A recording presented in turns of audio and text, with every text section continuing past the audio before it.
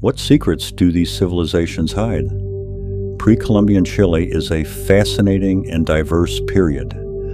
Before the arrival of Europeans in the 16th century, Chilean territory was inhabited by a wide variety of indigenous peoples, each with their own customs, traditions, languages, and ways of life.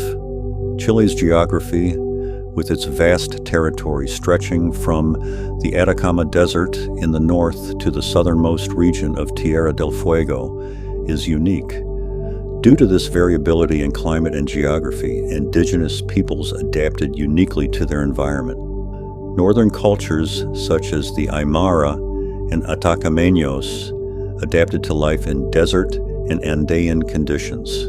Their economy was based on high-altitude agriculture, such as quinoa, camelid livestock, such as llamas and alpacas, and trade with other Andean cultures. In central Chile, the Mapuche dominated the territory with a highly organized agricultural society. They took advantage of the fertile lands to grow corn, potatoes, beans, and other crops. They also practiced livestock farming and fishing, and their social organization was tribal, with a decentralized political structure based on communities. In the south, peoples such as the Selk'nam, Yámana, and Huilliches lived in colder, rainier areas. Their lives were centered on hunting, fishing, and gathering. The Selk'nam, for example, were nomads who hunted guanacos in the vast steppes of Tierra del Fuego. Finally, the Rapa Nui civilization on Easter Island, more than 3,000 kilometers from the Chilean coast, is known worldwide for its monumental stone statues, the moai, which represent their ancestors and have profound religious significance. The Rapa Nui culture was agricultural, with a notable social and religious organization. Fishing was also an important activity, along with the use of canoes for navigation in the Pacific. Pre-Columbian Chilean societies had different forms of political and social organization. The Mapuche, they were a tribal society composed of communities called Yalof, which were autonomous but united by language, customs, and religion. There was no centralized power, but rather an organization in which Loncos, leaders, exercised authority in each community. The Aymara and Atacameños had a hierarchical social organization, with local leaders responsible for managing daily life and agriculture in the highlands. Furthermore, their economies were based on the trade of products such as quinoa, llama, textiles, and ceramics. As for the Rapa Nui, their society was structured around a theocratic system where ariki, religious and political leaders, ruled, and their culture was deeply connected to religion and ancestors. Regarding their economies, in agriculture, in central Chile, the Mapuche were expert farmers, cultivating a wide variety of crops such as corn, potatoes, beans, squash, and quinoa. In the north, the Aymara and Atacameños also cultivated crops adapted to the desert climate, such as quinoa, in the irrigated areas of the Andean valleys.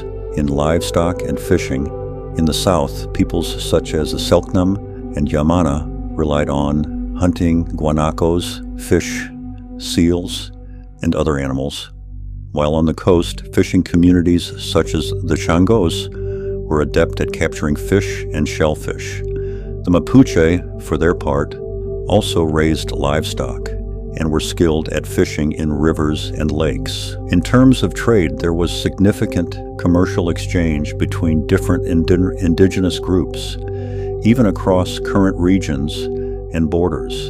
In the north, for example, goods such as salt, textiles, ceramics, and agricultural products were exchanged, while in the south, trade routes were primarily by sea and through the forests. Regarding their religious beliefs, the Mapuche believed in a dual world, where humans and spirits were deeply connected. They had deities such as Pilan, god of thunder and war, and Nyekwe, who represented the earth and fertility. The Rapa Nui believed in a belief system in which ancestors played a fundamental role, represented by the moai. Furthermore, they had a worldview based on the cycles of nature, the fertility of the land and sea, and rites of passage. The Selk'nam and Yámana practiced shamanism and held ceremonies and rituals related to nature, spirits, and animals.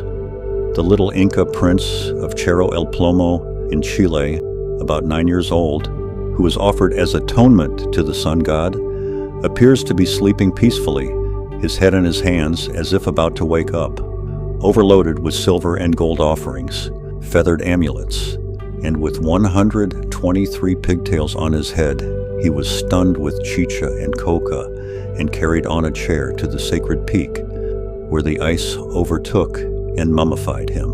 The body, which has been wonderfully preserved for 500 years and appears to be alive, was discovered in 1954. The pre-Columbian peoples of Chile developed remarkable skill in making artifacts and everyday objects such as pottery, textiles, baskets, tools, and weapons.